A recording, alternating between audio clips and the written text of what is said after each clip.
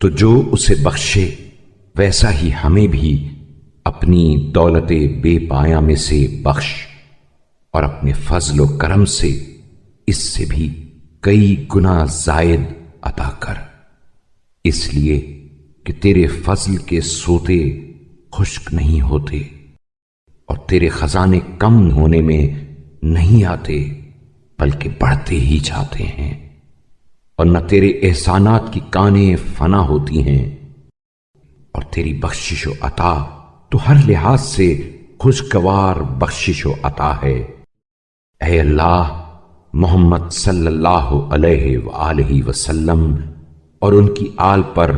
رحمت نازل فرما، اور جو لوگ روز قیامت تک اس ماہ کے روزے رکھیں یا تیری عبادت کریں، ان کے اجر و ثواب کے مانند ہمارے لیے اجر و ثواب سب فرما۔ اے اللہ، ہم اس روز فطر میں جسے تو نے اہل ایمان کے لیے عید و مسرت کا روز اور اہل اسلام کے لیے اجتماع و تعاون کا دن قرار دیا ہے، ہر اس گناہ سے جس کے ہم مرتکب ہوئے ہوں اور ہر اس برائی سے جسے پہلے کر چکے ہوں، اور ہر بری نیت سے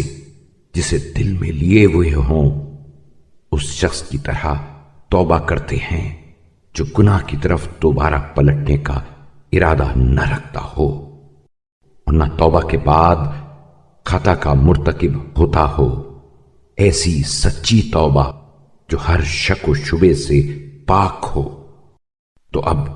ہماری توبہ کو قبول فرما، ہم سے راضی و خوشنود ہو جا، اور ہمیں اس پر ثابت قدم رکھ۔ اے اللہ،